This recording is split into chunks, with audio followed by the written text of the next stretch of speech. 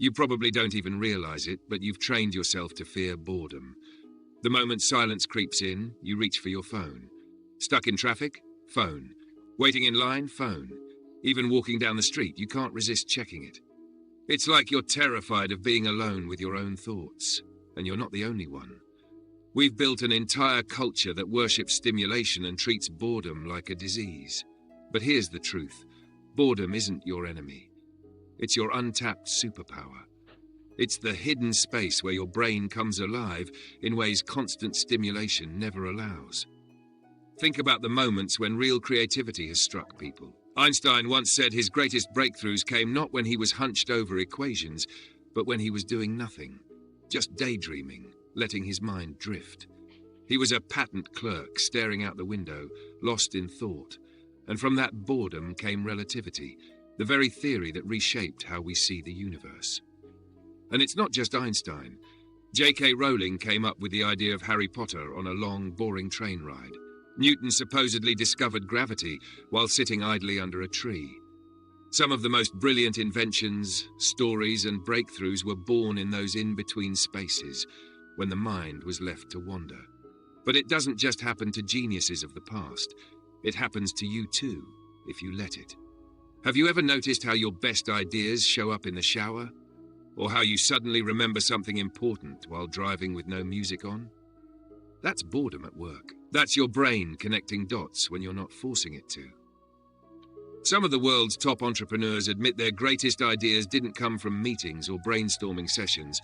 They came while walking, waiting, or staring into space. Now compare that to what you do when you're bored. You panic. You escape.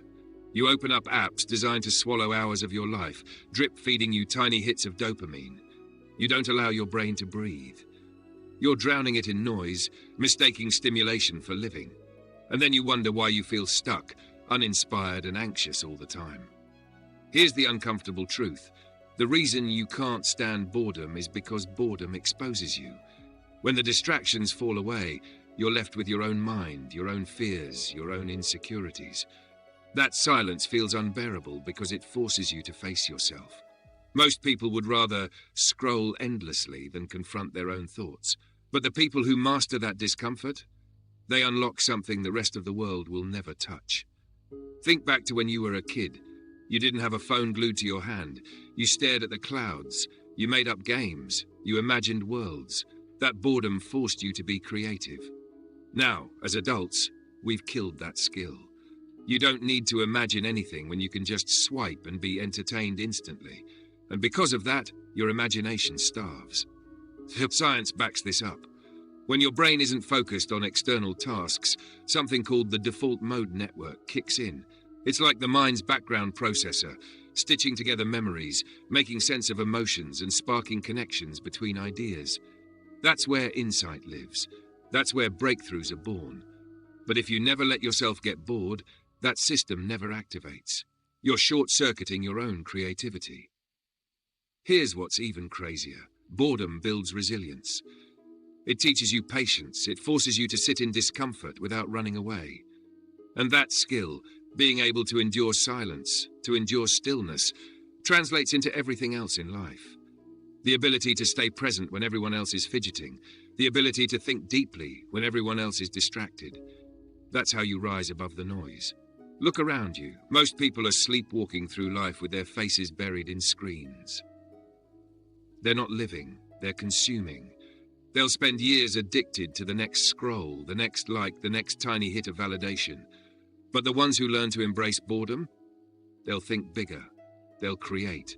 They'll see possibilities others are too distracted to notice. So here's the challenge. The next time you're waiting in line, resist the urge to grab your phone.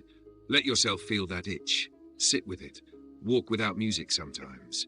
Leave the house without your headphones. Create empty space in your day and watch what your mind does with it. At first, it'll feel uncomfortable. You'll want to quit. But on the other side of that discomfort is the mind you've been avoiding and the creativity you've been starving. Getting bored on purpose isn't about torturing yourself. It's about reclaiming your attention, your imagination, your power. Because the truth is, boredom isn't a problem. It's a doorway. And the question is, will you keep running from it, or will you finally walk through?